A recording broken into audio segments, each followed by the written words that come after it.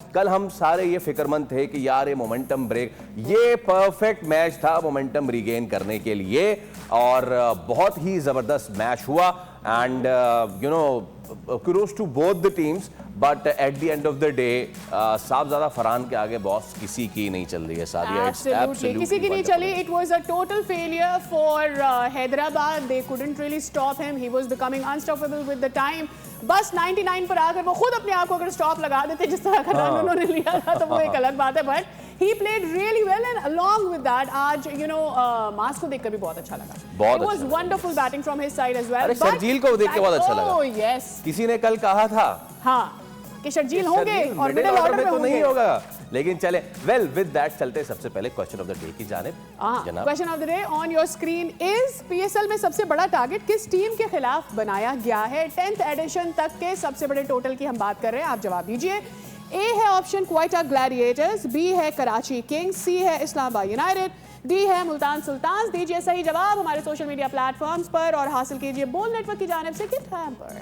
जनाब चलते हैं डायरेक्ट अपने पैनल की जानिब. तनवीर भाई और अब्दुल गफ्फार भाई अस्सलाम वालेकुम. आप दोनों को वालेकुम अस्सलाम. बहुत ही ज़बरदस्त मैच रहा, आउटस्टैंडिंग.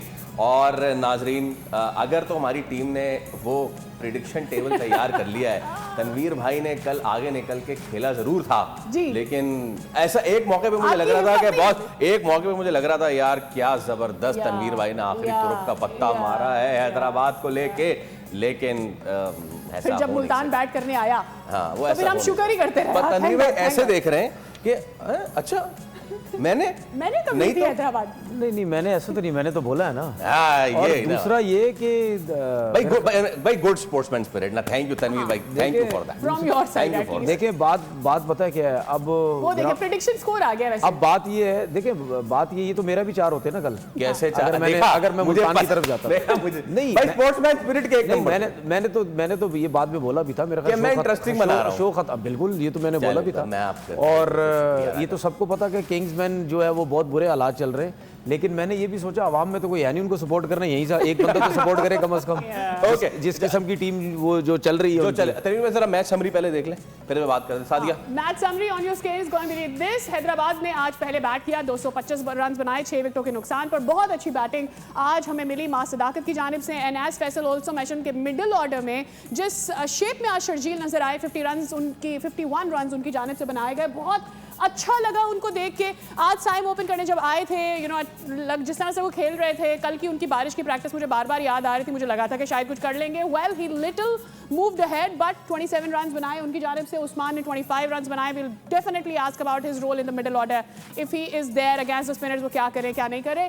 एनीवेज और दूसरी जानिब से मुल्तान सुल्तान की अगर बैटिंग की बात करें तो क्या ही कह रहे हैं. साहबजादा फरहान के 106 run on just 57 ball from him और स्मिथ ने 46 रन बनाए, मसूद ने 29. एंड ऑब्वियसली मसूद के जो रन्स हैं आई एम श्योर इस पर हैदराबाद ने पे किया बिकॉज उनका स्टंप मिस किया. उसके बाद एक छक्का एक चौका उन्होंने लगाया and that really added to the total score of Multan Sultan. That's it.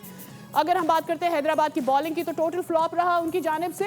But at the same time हमने ये भी देखा कि जब मुल्तान भी आज बैट कर रहे थे, पिच ऐसी थी, there was not probably a lot for the bowlers but really कुछ कर सकते थे फैसल आज bowlers the kind of pitch it was today. सकते थे नहीं कर सकते थे, जिसने करना था कर दिया. अब Sahibzada Farhan is the only Pakistani player जो कि बाबर आजम से सेंचुरी T20 सेंचुरी के मामले में पीछे है. बाकी सबको सरपास कर चुके हैं.